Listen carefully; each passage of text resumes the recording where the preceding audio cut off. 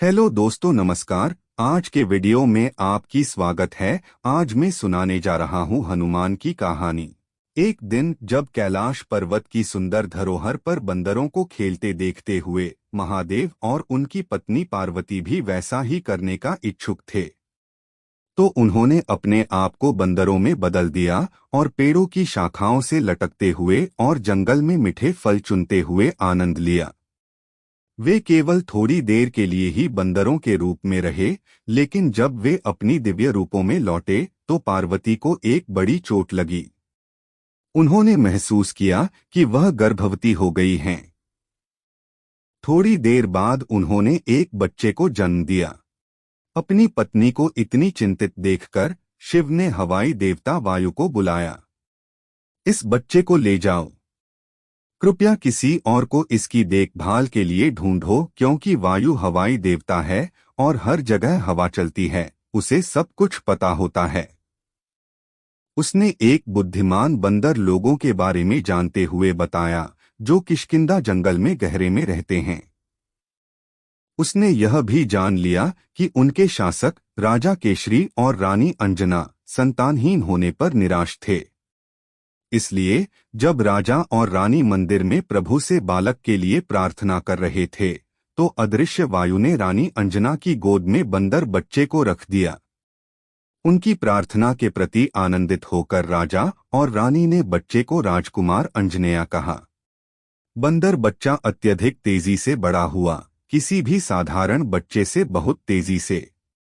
उसकी भूख भी बढ़ गई और उसकी मां को उसे पोषण के लिए पर्याप्त खाना ढूंढने में कठिनाई हो गई। एक दिन उसने चिल्लाया, मुझे अभी भी भूख लगी है। मैं और क्या खा सकता हूं? उसकी मां के पास और खाना नहीं था, लेकिन उसने सोचा कि वह अब पेड़ों में फल खुद के लिए ढूंढने के लिए बड़ा हो गया है। तो उसने गोधूली आसमान में सूर्य की ओर इशारा किया। मेरे बेटे, मेरे पास तुम्हारे लिए खाना नहीं है, लेकिन यदि तुम चाहो तो आप खुद जंगल में फल खोज सकते हो। आपको पता चलेगा कि कौन से फल खाने लायक हैं, क्योंकि कोई भी ऐसा फल जो सूर्य की तरह लाल होता है, पका होता है।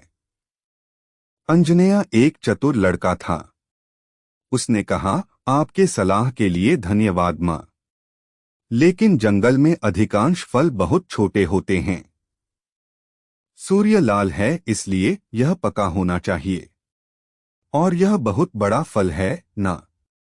निश्चित रूप से यह मेरी भूख को शांत करेगा।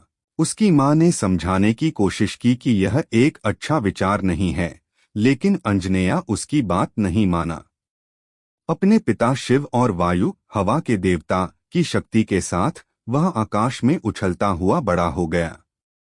सूर्य देव आकाश में तेजी से धौते हुए थे, जो अपने 8 चमकदार घोड़ों द्वारा खींचे गए उनके अग्निकुंडित रथ पर बैठे थे।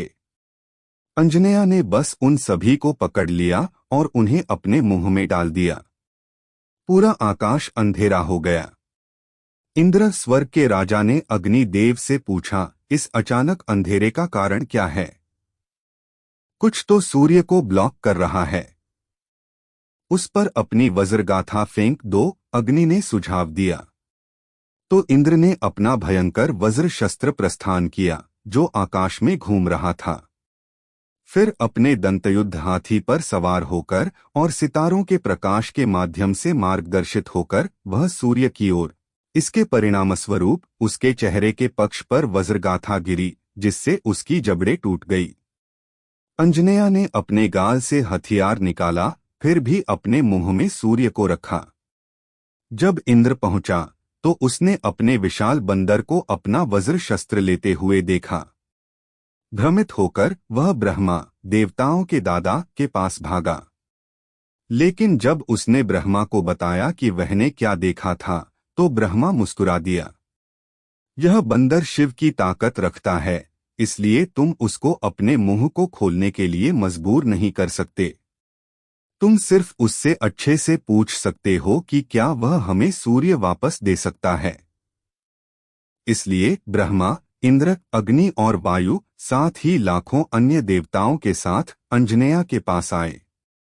कृपया वे बेक करते हैं, अपना मुंह खोलो। मैं क्यों करूं? बंदर ने अपने दांतों के मध्य से जवाब दिया। अगर तुम करोगे तो तुम लंबे समय तक जीवित रहोगे, ब्रह्मा ने कहा।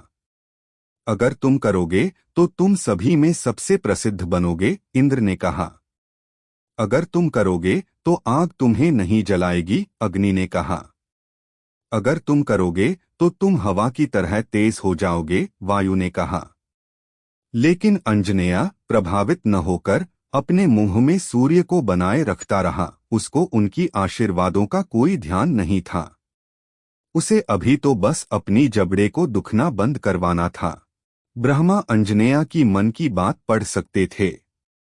उन्होंने कहा, अंजनेया, मुझे तुम्हारी जबड़े को सही करने का तरीका पता है। अंजनेया उसे अविश्वासपूर्वक देखता था। क्या यह चाल थी? लेकिन ब्रह्मा ने उसके गाल पर अपने जादुई कलश से पानी डाला और तुरंत ही दर्द बंद हो गया। अंजनेया उसे मुस्कुराया। फिर देवताओं के ज्ञानी पुरोहित बृहस्पति आगे आए। हम जानते हैं कि तुम भूखे हो, अंजनेया, और इसलिए तुमने सूर्य को खाने की कोशिश की है। अंजनेया ने सिर हिलाया। उसके पेट में अभी भी गर्दना हो रही थी। बृहस्पति ने कहा, सूर्य अच्छा भोजन नहीं है। वास्तव में यह भोजन ही नहीं है। हम तुम्हें वर देना चाहते हैं कि आसानी से तुम पूरी दुनिया से फल इकट्ठा कर सको ताकि अपनी भूख मिटा सको। अंजनेया ने अब भी सूर्य को अपने मुंह से छोड़ने का नहीं सोचा, लेकिन उसने इस ऑफर को विचार किया। बृहस्पति ने जारी रखा, इसके अलावा हम तुम्हें जड़ी बूटियों का उपयोग करने की ज्ञान देना चाहते हैं। इन पौधों से तुम सभी प्रकार की दवा बना सकोगे। इन्हें उचित आशीर्वाद समझकर अंजनेया ने अपने मुंह को खोलने का समझौता किया। एक प्रकार के प्रकाश के साथ महान सूर्य देव अपने तेज रथ पर उड़ते हुए बाहर निकले। आकाश एक बार फिर से प्रकाशमय हो गया। उस दिन से अंजनेया को हनुमान कहा जाने लगा, यानी जिसकी जबड़ा ठीक हो गई है। हनुमान वास्तव में बहुत सारे अद्भुत फल खाया और सभी चिकित्सा पौधों के बारे में जानता था। वह भारत में और पूरी दुनिया में भगवान रामचंद्र के श्रेष्ठ सेवक के रूप में प्रसिद्ध हुआ। लेकिन यह एक और कहानी है। आज ले लिए इतना ही दोस्तों। आपको ये वीडियो कैसा लगी कमेंट में बताना नहीं भूलना। अगर वीडियो अच्छी लगी तो लाइक और सब्सक्राइब भी करना। आपके लिए और कैसे वीडियो बनाओ कमेंट में बताना। धन्यवाद। जय श्री राम, जय श्री हनुमान।